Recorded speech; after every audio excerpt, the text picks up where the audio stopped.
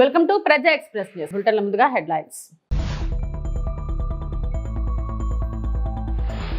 Thailand లో జరిగిన 6వ బిమ్స్టెక్ శిఖరాగ్ర సమావేశానికి హాజరైన ప్రధాని మోడీ.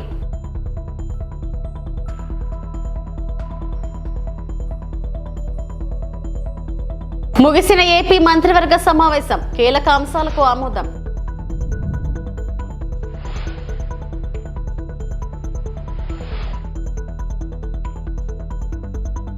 ఎన్నికల సమయంలో మంగళగిరి నియోజకవర్గ ప్రజలకు ఇచ్చిన హామీని నిలబెట్టుకుంటూ మంత్రి లోకేష్.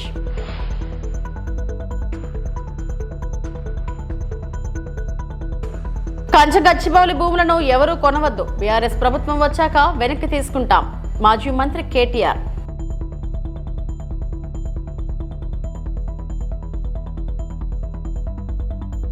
బంగాళాఖాతం ప్రాంతంలో ప్రాంతీయ అభివృద్ధి మరియు కనెక్టివిటీకి భారతదేశం యొక్క నిబద్ధతను నొక్కి చెబుతూ 6వ BIMS TEC శిఖరాగ్ర సమావేశానికి ప్రధానమంత్రి నరేంద్ర మోడీ థాయిలాండ్ లో ఉన్నారు.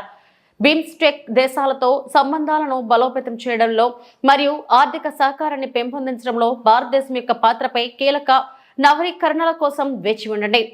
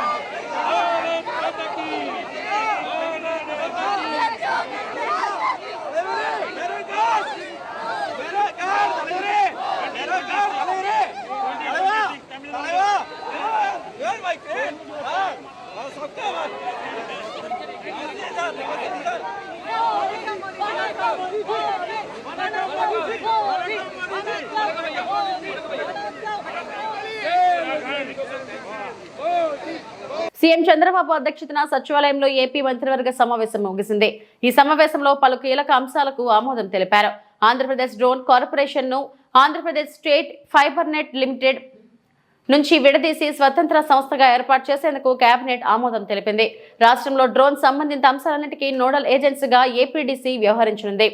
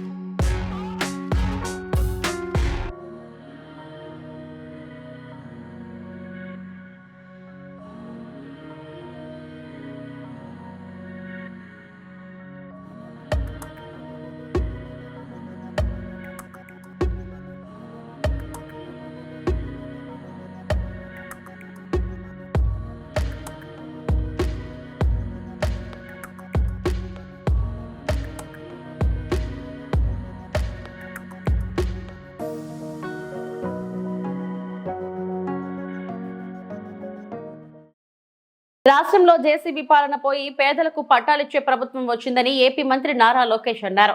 మంగళగిరి నియోజకవర్గం ఉండవల్లిలో మన ఇల్లు మన లోకేష్ కార్యక్రమానికి ఆయన శ్రీకారం చుట్టారు. గోవిందు సీతా మహాలక్ష్మి దంపతులకు తొలి శాశ్వత ఇంటి పట్టా అందజేశారు. ఈ సందర్భంగా లోకేష్ మాట్లాడుతూ రాష్ట్ర వ్యాప్తంగా అమలు చేసే కీలక హామీ మంగళగిరి నుంచి ప్రారంభిస్తున్నందుకు సంతోషంగా ఉందని అన్నారు. అధికారంలో లేనప్పుడే సొంత ఖర్చులతో 26 సంక్షేమ పథకాలు అందజేస్తున్నట్లు గుర్తు చేశారు. స్వచ్ఛతలో మంగళగిరి దేశంలో మొదటి స్థానంలో ఉండేలా కృషి చేస్తున్నామన్నారు. ఇటీవల మంత్రివర్గం సమావేశంలో ఆమోదం పొందిన 100 పడకల ఆసుపత్రికి త్వరలో శంకుస్థాపన చేస్తామన్నారు. అంతిమంగా ప్రజలకు ఎలాంటి ఇబ్బందులు లేకుండా చేయడమే లక్ష్యమని తెలిపారు. 2.5 దశాబ్దాల కలను ఎన్డీఏ ప్రభుత్వం నెరవేర్చిందని చెప్పారు. విజనరీకి ప్రిజనరీకి చాలా తేడా ఉందని వ్యాఖ్యానించారు.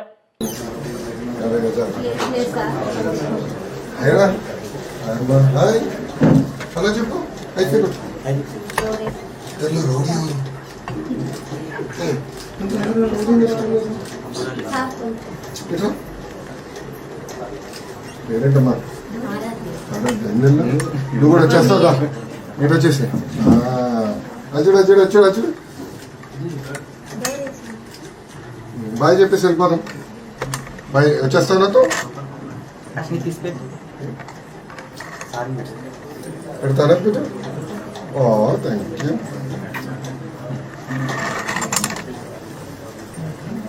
నమస్కారం నమస్కారం నమస్కారం నమస్కారం కూర్చున్నా.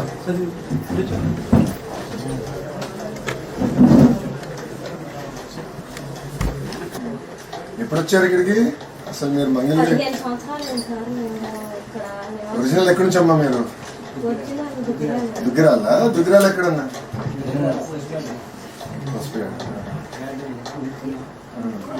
పుట్టింది ఎక్కడ?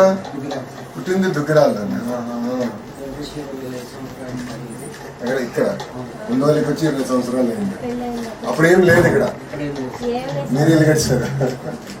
రోడ్ కూడా ఉండదు.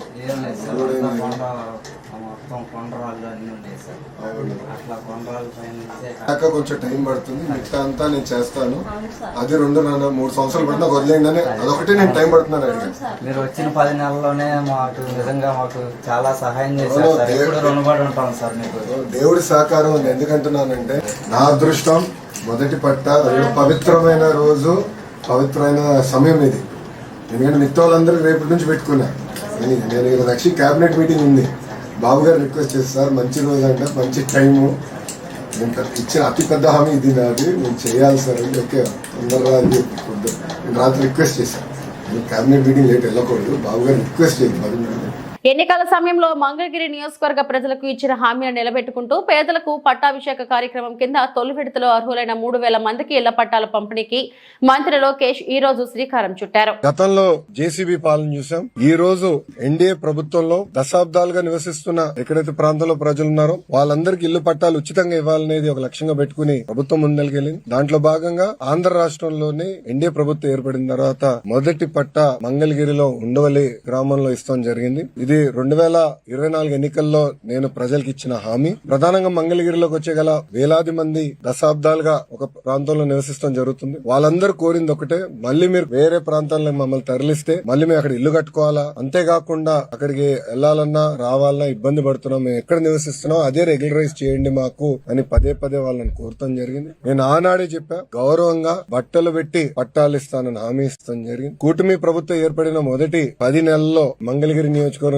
సుమారుగా 3000 పట్టాలు మొదటి విడతలో అందజేస్తాం జరుగుతుంది. మీరందరూ ఒక్కసారి చూస్తే 2019 నుంచి నేను ఇక్కడ మంగళగిరిలో పోటీ చేశాను. 5300 ఓట్ల మెజారిటీతో ఓడిపోతాం జరిగింది. మొదటి రోజు బాధ కలిగింది, కానీ రెండో రోజు నుంచి నాకు కసి పెరిగింది. ఓడిపోయిన దగ్గరనే కష్టపడాలి, ప్రజల మనసు తిరిగి గెలుచుకోవాలి, ప్రజల కోసం అహర్నిశలు సేవ చేయాలి లక్ష్యంతో నేను పనిచేస్తాం జరిగింది. 2019 నుంచి 24 వరకు సొంత నిధులు ఖర్చు పెట్టి దాదాపు 26 సంక్షేమ అభివృద్ధి కార్యక్రమాలు మంగళగిరి ప్రజల కోసం నేను చేస్తాం జరిగింది. ఒక పక్కన వాళ్ళ ఆరోగ్యం కానివ్వండి, ఆరోగ్యం కోసం ఎన్టీఆర్ సంజీవిని పేరుతో తాడిపల్లిలో క్లినిక్, మంగళగిరిలో క్లినిక్, దుగ్గిరాలకి ఒక మొబైల్ క్లినిక్ కూడా నేను ఏర్పాటు చేస్తాం. దాంట్లో ఉచితంగా మందులు ఇప్పుడు కూడా అందజేస్తున్నాం. ఊర్లో ఎవరైనా పెళ్లి జరిగితే వాళ్ళకి బట్టలు పెట్టే బాధ్యత మేము తీసుకున్నాం. ఇంతేకాకుండా గత ప్రభుత్వం తాగునీరు కనీసం వాటర్ ట్యాంకర్ ఇచ్చే పరిస్థితి లేకుండా పోయింది. వాటర్ ట్యాంకర్లు పెట్టి ఉచితంగా నీరు కూడా అందిస్తాం జరిగింది. వర్షాకాలం వస్తే కొన్ని ఏరియాలో గత ప్రభుత్వం కొంచెం డస్ట్ వేసేదానికి లేదంటే గ్రావెల్ పోసేదానికి కూడా ఇబ్బంది పడితే అది కూడా చేస్తాం జరిగింది. కోవిడ్ వచ్చినప్పుడు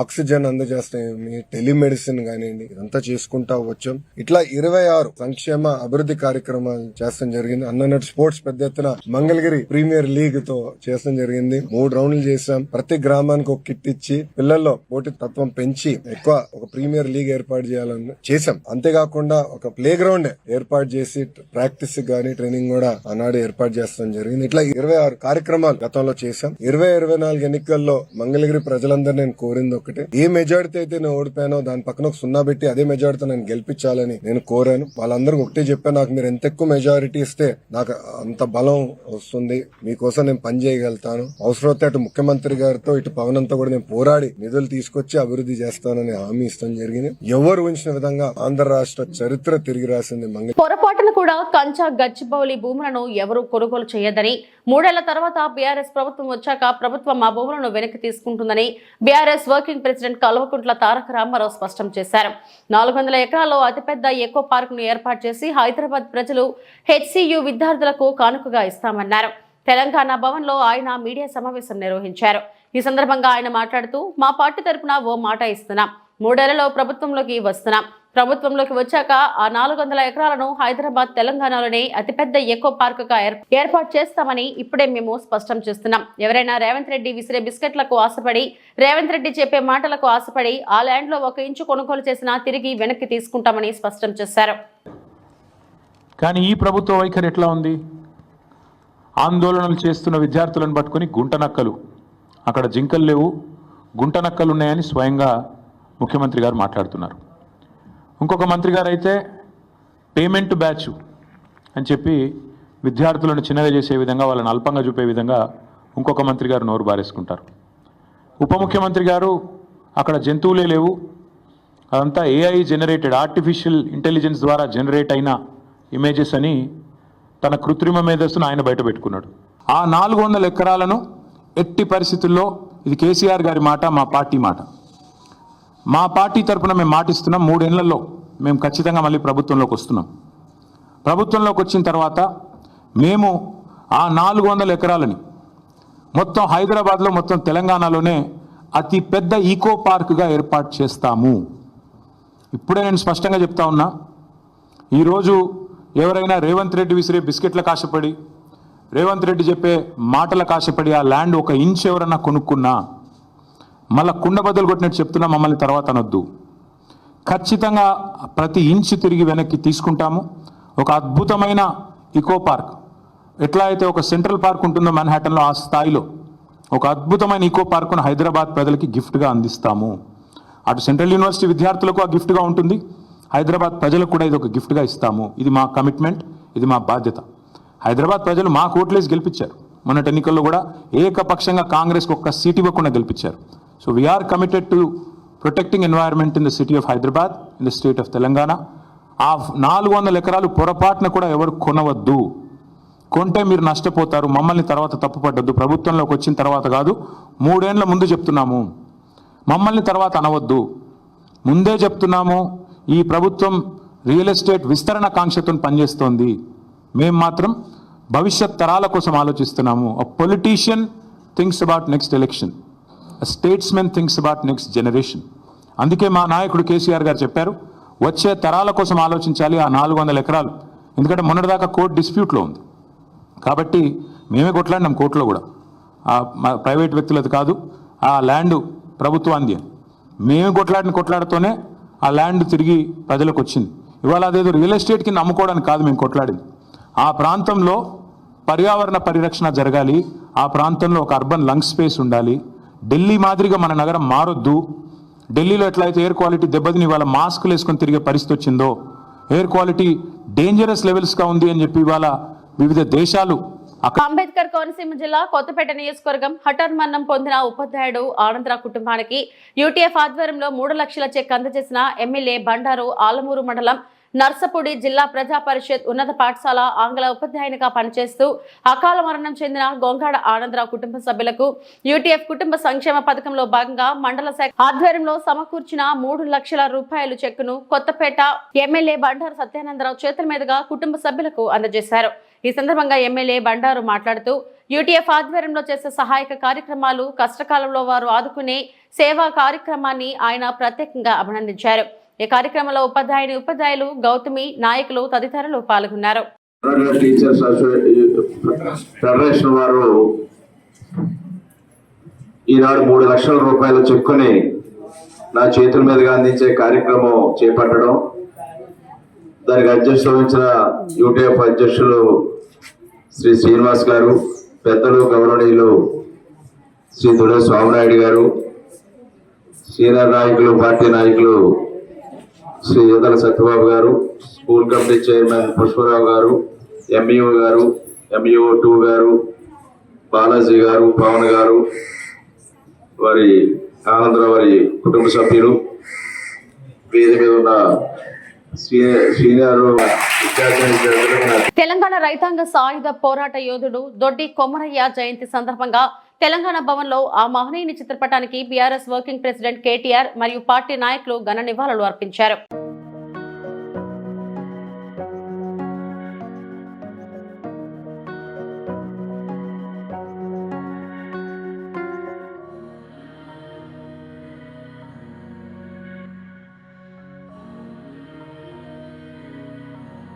కంచా గచ్చిబౌలి భూములు ప్రభుత్వ భూములేనని పిసిసి అధ్యక్షుడు మహేష్ కుమార్ గౌడ్ మరోమారు స్పష్టం చేశారు. విపక్షాలు కావాలని అసత్య ప్రచారం చేస్తున్నాయని ఆయన మండిపడ్డారు. హైదరాబాద్ పరిసర భూములను కాజేసిన ఘనత కేసీఆర్ కుటుంబానిదని ఆరోపించారు. బీఆర్ఎస్ హయాంలో కేసీఆర్ కుటుంబం దోచేసిన భూములపై చర్చకు సిద్ధమని మహేష్ కుమార్ గౌడ్ సవాల్ విసిరారు. బండి సంజయ్ వ్యాఖ్యలపై మంత్రి పొన్నం ప్రభాకర్ ఘాటుగా స్పందించారు. రాష్ట్రాలకి అధికారం ఇస్తే 24 గంటల్లో బీసీ రిజర్వేషన్ చేసి చూపుతామని స్పష్టం చేశారు. తదుపరి నిర్ణయం ఏముంటుంది ప్రభుత్వం తీసుకుంటుంది. కానీ ఈ భూములు ఎస్సీ భూములని రాంగ్ ప్రచారం ఏదైతే ప్రతిపక్షాలు చేస్తూ ఉన్నాయో ఇది ప్రజలు తెలుసుకోవాల్సిన అవసరం ఉన్నది. ఇవాళ ఈ భూముల విషయంలో రాద్ధాంతం చేస్తున్నట్టు మహనీయులు కేటీఆర్ గారు మరి ఆనాడు అక్కడ ఒక పెద్ద సంస్థ భూములు కడితే దానికి బాటంగా ఎస్సీ మధ్య నుంచి రోడ్ ఇచ్చిన పాపాన పోలేదా? ఇవాళ ఏ రకంగా మాట్లాడుతూ ఉన్నారు వాళ్ళు? ఇది కాకుండా కేటీఆర్ కేసీఆర్ హయాంలో హైదరాబాద్ చుట్టూన్నటువంటి గోల్డ్ మైన్ లాంటి ప్రభుత్వ భూములు ఎన్ని భూములు అమ్మారు, ఎన్ని భూముల్ని వారి అనుయ సంస్థలకి కారు చౌక కట్టబెట్టారు. ప్రభుత్వ ఆస్తుల యొక్క ధ్వంసం ఏ రకంగా జరిగిందో మేము చర్చకు సిద్ధము. బాహాటంగా హైదరాబాద్ చుట్టూ భూముల్ని దోచేసిన ఘనత కేసీఆర్ కుటుంబాంది. దీనికి ఎక్కడికైనా చర్చకు సిద్ధం, మేము నిరూపించడానికి సిద్ధం. బండి సంజయ్ గారు నిన్న 2-3 అంశాలు క్రిటికల్ ఇష్యూస్ మాట్లాడారు. ఒకటేమో రాష్ట్రమే చేసుకోవచ్చు కదా అని చెప్తా ఉన్నారు. నిజంగా మీరు కేంద్ర మంత్రిగా రాష్ట్రం చేసుకోవచ్చు అని ఒక ఆదేశం ఇస్తే 1 నిమిషంలో మేము దానికి సంబంధించినటువంటి అమలు చేసి చూపెడతాం. మీరు చెప్పిన దాని ప్రకారంగా మీరు కేంద్రం నుంచి రాష్ట్ర ప్రభుత్వమే చేసుకోవచ్చు ఒక మాట ఇస్తే 24 గంటల్లో దాన్ని మేము అమలు చేసి చూపెడతాం. మా ప్రభుత్వం దగ్గర మాకు ఆ చిత్తశుద్ధి ఉంది. నెంబర్ 1. ఇవాళ బండి సంజయ్ గారు, కిషన్ రెడ్డి గారు, అరవింద్ గారు, లక్ష్మణ్ గారు, ఈటల రాజేందర్ గారు, వాళ్ళిద్దరు మంత్రులు, వీరు 3 బలహీన వర్గాల బీజేపీ నాయకులు తెలంగాణ నుంచి ఇవాళ మాట్లాడుతూ ఉన్నారు. ముస్లింలకు సంబంధించి ఇప్పటిదాకా మీరు కూడా ముస్లింలకు సంబంధించి ఒకవేళ నిజంగానే మీరు అంత వ్యతిరేకంగా ఉంటే ముస్లింలకు రిజర్వేషన్ వర్తించొద్దు భారతీయ జనతా పార్టీ నాయకత్వం అనుకుంటే మీరు ఇస్తున్న 10% ఈడబ్ల్యూఎస్లో ముస్లింలు ఉన్నారు కదా, మీరే చట్టం చేశారు కదా 10%లో 10% ఈడబ్ల్యూఎస్లో ముస్లింలు కాదని మీరు రిజర్వేషన్ ఇస్తా ఉన్నారా? చెప్పండి ధైర్యంగా. ఇవాళ ఎందుకు మీరు దాని గురించి మాట్లాడతలేరు? మాట్లాడితే మీకు మళ్ళీ ఎంతసేపు పోతున్నా మతతత్వం. అరే మీరు ఆంధ్రప్రదేశ్లో పొత్తుండి మీ రాజకీయంగా భారతీయ జనతా పార్టీ తెలుగుదేశం పొత్తున్న రాష్ట్రంలో కూడా ఇలా 4% రిజర్వేషన్ అమలు అవుతుంది. మీరు దాన్ని తీసేయగలిగే దమ్ముందా? ఆర్థిక పరమైన అంశాల మేరకే రిజర్వేషన్ ఇస్తారు, వాటి ప్రకారంగా చేయమని అడుగుతా ఉన్నాం. అందులో కూడా తెలంగాణలో ఉన్నటువంటి వివిధ కులాలు 139 కులాల పైన ఉన్నటువంటి వాళ్ళకు ABCDGగా ఇవ్వబడ్డది. దాని ప్రకారంగా ప్రపోర్షనేట్గా రిజర్వేషన్ వస్తుంది. దాన్ని అర్థం చేసుకోకుండా 10% వాళ్ళకే ఇస్తున్నాడు ఒక రాంగ్ ప్రాపకండా. ఒక కేంద్ర మంత్రి బాధ్యత కలిగినటువంటి మాట్లాడే మాటలు. బూడిద లారీలను అడ్డుకున్న గ్రామస్తులు. అనకాపల్లి జిల్లా పరవాడ మండలం పెదముష్టివాడ పంచాయతీ గండివానిపాలెంలో పరిమితికి మించి రోడ్లపై వెళుతున్న బూడిద లారీలను గ్రామస్తులు అడ్డుకున్నారు. ఈ సందర్భంగా నందవరపు శ్రీనివాస్ మాట్లాడుతూ ఈ మార్గం గుండా Simhadri NTPC Hinduja power plant నుంచి బూడిదని పరిమితికి మించి వందలాది లారీలు యాష్ ను లోడ్ చేసుకుని ఈ మార్గంలో తిరుగుతున్నాయని, హెవీ వెహికల్స్ అధిక లోడ్ వేయడమే కాకుండా పరదాలు పూర్తిగా కప్పకుండా వేగంగా వెళ్లడం వల్ల బూడిద రోడ్ల గుండా వెదజల్లుతూ తిరుగుతున్న లారీల వల్ల ప్రజలు తీవ్ర ఇబ్బందులకు గురవుతున్నారని మండిపడ్డారు. ఈ బూడిద వల్ల గొంతు, కళ్ళు మంటలు రావడంతో హాస్పిటల్కు గురవుతున్నారని అన్నారు. రోడ్డు ప్రక్కన బ్రతుకు తెరువు కోసం పెట్టుకున్నటువంటి టీ, టిఫిన్, భోజన హోటల్స్ కి ఈ యాష్ పౌడర్ వల్ల కస్టమర్లు రాకపోవడంతో చిరు వ్యాపారస్తులు ఆందోళన చెందుతున్నారని అన్నారు. ఇప్పటికైనా సంబంధిత అధికారులు ఈ బూడిద లారీలను వెంటనే నిలిపివేయాలని గ్రామస్తులు డిమాండ్ చేశారు. లేని పక్షంలో గ్రామస్తులంతా పెద్ద ఎత్తున రోడ్లపైకి వచ్చి నిరసన కార్యక్రమం చేపడతామని హెచ్చరించారు. యాక్సిడెంట్ అయిపోయి ఇంకా అది అనారోగ్యాలు పాలుతూ ప్రతి ఒక్కరు కూడా చాలా ఇబ్బంది పడుతున్నారు. దయచేసి మీరందరూ దీనికి అంతా ఒక కొలుక్కి తీసుకొచ్చి మా విలేజ్ నుంచి లారీలు కూడా రాకుండా చేసి ఆ పైనుంచి ఎలా అనకాపల్లి నుంచి అంతకుముందు ఎలాగా చేశారో అలా కూడా అనకాపల్లి నుంచి హైవే రోడ్ నుంచి లారీలు పంపిస్తారని మరి కోరుతున్నాము. అలాగే ఈ యొక్క చాలా ఇబ్బంది పడుతున్నాం. ఈ యొక్క దీనికి మన స్థానిక ఎమ్మెల్యే గారు పూర్తిగా బాధ్యత వహించి దీనిని ఒకసారి మాకు ఇది ప్రాబ్లమ్స్ని ఈ యొక్క చాలా ఇబ్బంది పడుతున్నాయి అన్ని మీరు దయించి ఒకసారి మమ్మల్ని ఉద్దేశించి ఒకసారి మీరు ఖండించి దీన్ని ఒకసారి మన లారీలు కూడా ఇలా రాకుండా మీరు చేస్తారని మన స్థానిక ఎమ్మెల్యే గారు మన పంచగాల రమేష్ బాబు గారిని కోరుతున్నాం. బుగ్గు వల్ల నా కొడుకుకి అసాధ్యం జరిగింది బాబు. లారీ గుద్దింది నాయన. నా కొడుకు న్యాయం జరిగేలా చెయ్యండి బాబు. ఈ రోడ్డు మీద తిరుపతి జిల్లాలోని శ్రీకాళహస్తీశ్వర ఆలయాన్ని సినీ నటి పూజా హెగ్డే దర్శించుకున్నారు. కుటుంబ సభ్యులతో ఆమె రాహుకేత సర్పదోష నివారణ పూజలు చేయించారు. అనంతరం శ్రీ వాయులింగేశ్వర స్వామి సమేత శ్రీ జ్ఞాన ప్రసూనాంబిక దేవిని దర్శించుకున్నారు. వేద పండితులు పూజా హెగ్డేకు ఆశీర్వచనం చేసి తీర్థ ప్రసాదాలను అందజేశారు.